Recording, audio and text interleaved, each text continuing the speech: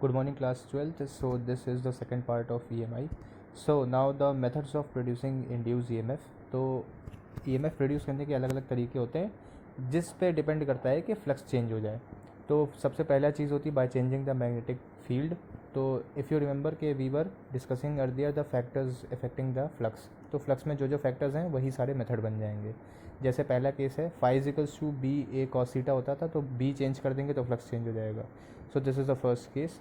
Magnetic flux can be changed by changing the magnetic field B, and hence EMF can be induced in the circuit as done in Faraday's experiment. Second, area change कर दें. If area will be changed, then again flux will be changed, क्योंकि B ए cos theta होता है, ए change तो ये भी change. यहाँ से ये फॉर्मूला बन के आता है E is equals to minus B L B. So please remember this one. And इसका जो डायरेक्शन होगा वो कहाँ से, माइनस कहाँ से आया, माइनस आया लेंस लॉ से। ठीक है। So lens law must be remembered very well कि लेंस लॉ क्या होता है, we will discuss again, so जिससे पुराना रिवाइज हो जाए। So you just have to remember this formula कि अगर कोई v वेलोसिटी से कोई भी बॉडी किसी मैग्नेटिक फील्ड में एंटर करे या एग्जिट करे, ठीक है, और उसकी लेंथ l है, तो the EMF induce in the body would be minus B L V. Minus sign सिर्फ ये इंडिकेट कर रहा है कि what is the direction of the induce EMF. It is trying to oppose the cause which is producing it. So now the Lenz law was that the direction of induced current would be such that it would oppose the cause which is changing the magnetic flux, that is which is producing it. तो जो wire enter करेगा उसका कुछ area होगा loop का, ठीक है। तो now the second case was कि if the area is changing, तो एरिया चेंज कैसे होगा, मान लीजिए किसी रूम में इलेक्ट्रिक फील्ड है, मैग्नेटिक फील्ड है, अब आप उसमें कोई बाहर से लूप लेके आएंगे, तो जब वो एंटर करेगा तो धीरे धीरे area which is under the effect of magnetic field बढ़ेगा, ठीक है। अभी बाहर है तो न्यूट्रल है, जैसे आप मैग्नेटिक फील्ड में अंदर करेंगे तो धीरे धीरे क्या होगा, the area which is under the influence of magnetic field will increase, क्योंकि वो धीरे धीरे अंदर आ रहा है, तो उस केस में EMF विल जनरेटेड। इसी तरीके से जब वो फील्ड में अंदर आ चुका होगा पूरा, तो अब जब पूरा का पूरा अंदर आ चुका है तो in that case there is no change in area, क्योंकि जो भी फील्ड के अंदर पूरा एरिया आ रहा है पूरे टाइम में, तो there is no change in the area covered under the field. तो फिर जब वो बाहर निकलेगा तो फिर से क्या होगा, जो एरिया फील्ड के अंदर है वो इट विल स्टार्ट डिक्रीजिंग, तो again EMF will be induced, ठीक है। डायरेक्शन बताने के लिए we have Fleming's right hand rule. तो अगर हम राइट हैंड की फिंगर्स और थंब इस तरीके से स्ट्रेच करें कि डायरेक्शन ऑफ मोशन, बॉडी हमारी मान लीजिए कि थंब के डायरेक्शन में मूव कर रही है, फोर्स मतलब मोशन जिधर भी जा रहा हो बॉडी, और four finger points magnetic field, तो in that case induce current body में किस तरीके से पता करेंगे, फ्रॉम द सेंट्रल फिंगर, ठीक है। So this is how you will determine the direction. Clear. तो एंट्री करते वक्त एरिया चेंज होता है, एरिया कौन सा हम लोग कंसिडर कर रहे थे, which is under the magnetic field. तो जब एंट्री करेगा तब धीरे धीरे एरिया बढ़ेगा, area changing flux is changing, यानी EMF बनेगा। एंड सिमिलरली जब एग्जिट करेगा फील्ड से तो area will start decreasing, area under field will start decreasing, तो फिर से क्या होगा, एरिया चेंज फ्लक्स चेंज, तो EMF विल बी इंड्यूस्ड। तो ये दो तरीके हो गए। Now will see the third one कि if we change the theta, यानी कि ओरिएंटेशन ऑफ द कॉइल। अब देखिए मान लीजिए कि आपके पास एक कॉइल है और उसका जो एरिया वेक्टर है, एरिया वेक्टर हमेशा सरफेस के परपेंडिकुलर होता है, नॉर्मल टू द सरफेस। तो उसका जो एरिया वेक्टर है वो मैग्नेटिक फील्ड से कुछ थीटा एंगल बना रहा है। अब मान लीजिए आपने कॉइल रोटेट कर दी, घुमा दी, तो जब आप घुमाएंगे तो at every each and every second उसमें क्या होगा, उसमें उसका थीटा चेंज होता रहेगा, 30, 45, 60, 90, 0, 180 ऐसे लगातार चेंज होता रहेगा, ठीक है। So theta is continuously changing with time. तो अब आपके पास अगेन फ्लक्स विल चेंज, तो EMF will be induce. So phi will be equal to B A cos theta, पुराना फॉर्मूला है, पहले भी पढ़ा है। अच्छा, n नंबर ऑफ टर्न्स होंगे तो n B A cos theta. Now अब घूम रही हैं चीज़ें, तो we have to introduce the angular physical quantities, जैसे डिस्प्लेसमेंट की जगह पे एंगुलर डिस्प्लेसमेंट जिसको थीटा से लिखते हैं, वेलोसिटी की जगह पे एंगुलर वेलोसिटी जिसको ओमेगा से लिखते हैं, और टाइम की जगह तो टाइम ही रहेगा। तो displacement is equals to velocity into time, तो angular displacement is equals to angular velocity into time, यानी theta is equals to omega T. तो जो हमारा थीटा है उसको हम लोग रिप्लेस कर दें ओमेगा टी से, तो phi would become NBA cos omega T.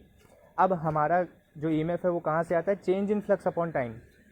तो अगर डिफरेंशिएट करें बोथ द साइड्स तो it will become NBA omega T का ओमेगा बाहर आ जाता है, बायो वाले लोग इसको याद कर लीजिएगा, ठीक है, कि N B A omega sine omega t बन जाएगा। So E M F would be minus d phi by d t, तो आपका ई एम एफ अल्टीमेटली आ जाएगा N B A omega cos omega T, ठीक है। So this is the value of E M F induce if the theta is changing continuously with time. अच्छा, now अब देखिए, अब आप if you see the graph, तो हमें पता चल गया कि भाई जो ई एम एफ था it was N B A omega, और फिर कॉस की जगह पे साइन आ गया था तो साइन ओमेगा टी, और जो फ्लक्स था that was N B A cos omega T, ठीक है। तो यहाँ पे नाउ इफ़ यू सी के ई एम एफ साइन का ग्राफ है ना, साइन ओमेगा टी है, और उससे पहले क्या लिखा है एन बी ए ओमेगा, तो N B A omega would be the amplitude. आप याद करिए जो वेव वाली इक्वेशन होती है, तो किसी भी वेव को लिखने का तरीका क्या होता है, y is equals to A sine omega T. तो y क्या होता है, जो भी वर्टिकल डिस्प्लेसमेंट हो किसी भी टी टाइम पे, a क्या होता है, मैक्सिमम y में जो डिस्प्लेसमेंट होता है, maximum vertical displacement.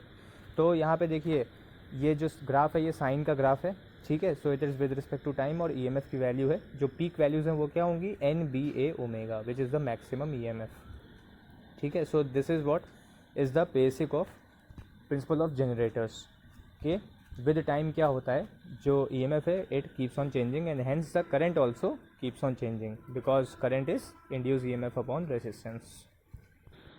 So the next topic is eddy currents और फोरकॉल्ट करेंट्स।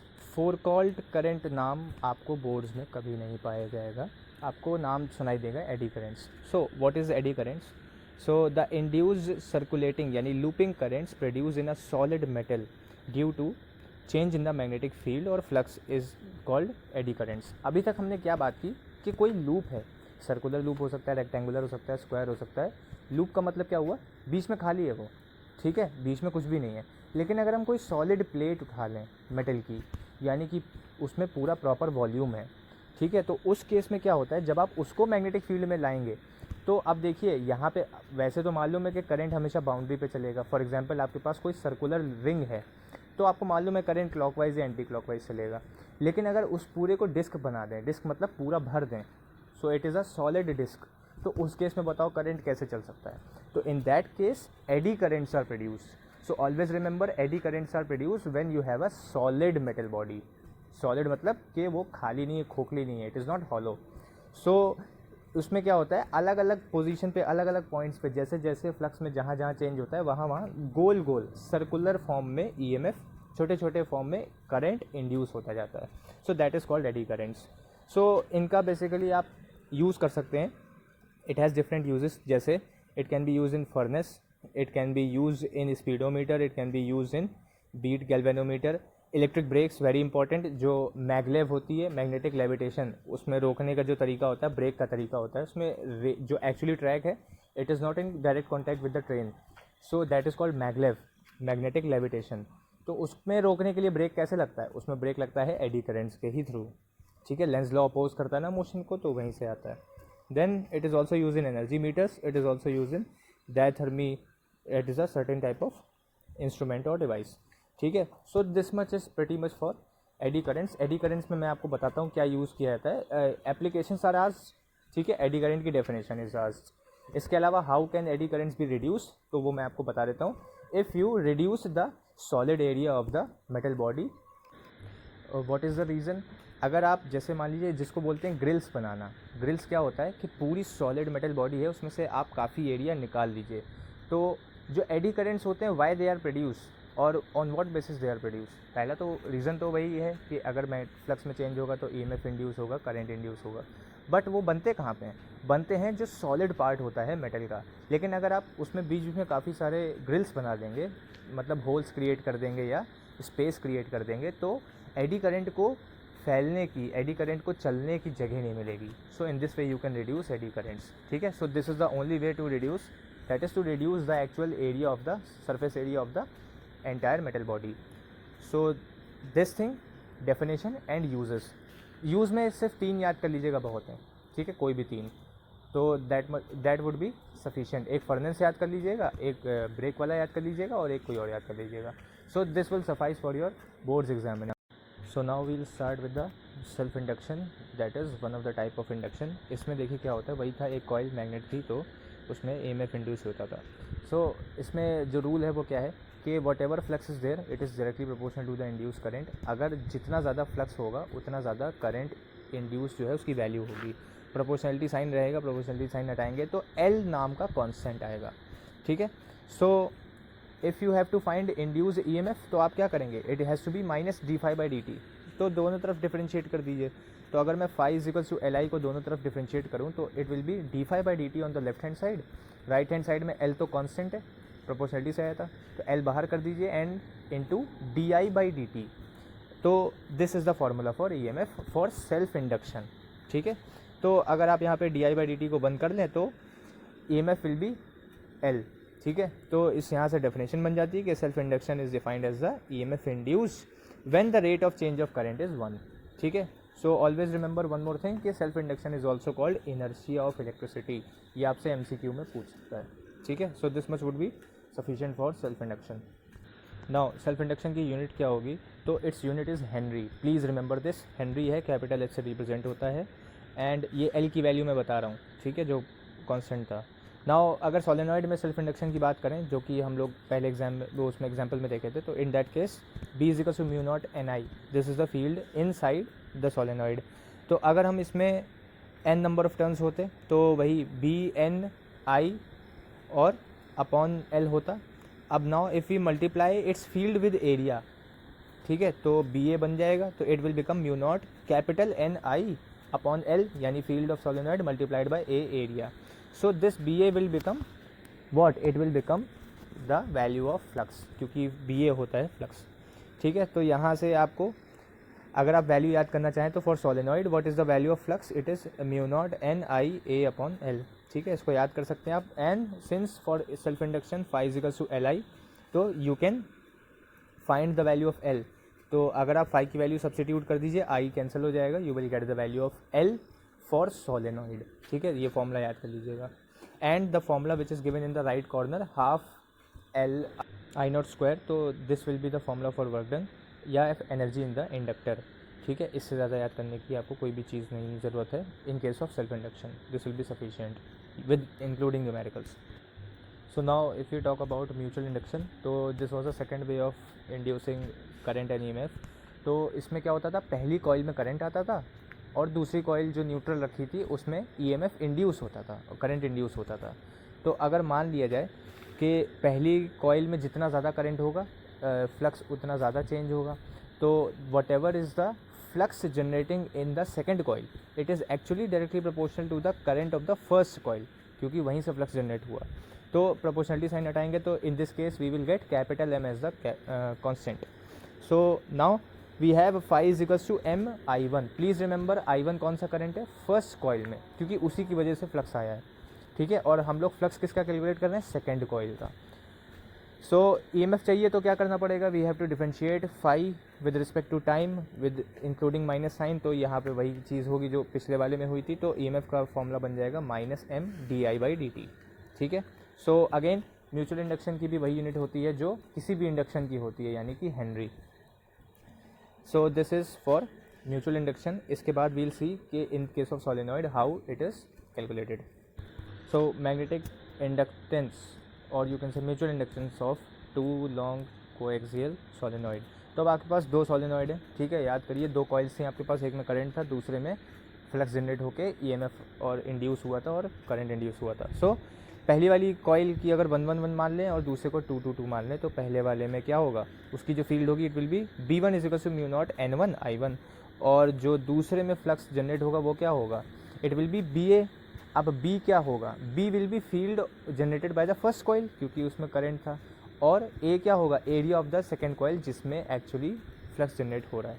तो वैल्यू सब्सटीट्यूट करें तो क्या आ जाएगा, mu not N1 I1 A, ठीक है। This area is the second coil area and field is the first coil field, ठीक है। So this will be the formula. अब यहाँ पे देखिए phi का फॉर्मूला फाइनली क्या आया, mu not N1 N2 I2A by L, ठीक है।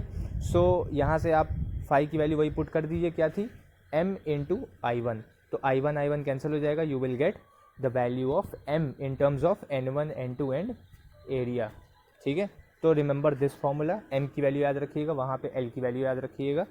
Phi is equals to li होता है और phi is equals to mi1 होता है for the case of self induction and mutual induction respectively. ठीक है, सो अगर दो कोएक्सियल सोलेनॉइड्स हैं जिनकी सेम लेंथ है, सेम एरिया है, सब कुछ सेम है, तो in that case they will produce same amount of mutual induction in terms of constant. ठीक है, तो उनका m जो होगा that will be same. So this is everything that is related to the entire chapter of electromagnetic induction. इसी से theory part of the chapter is being finished with respect to boards examination.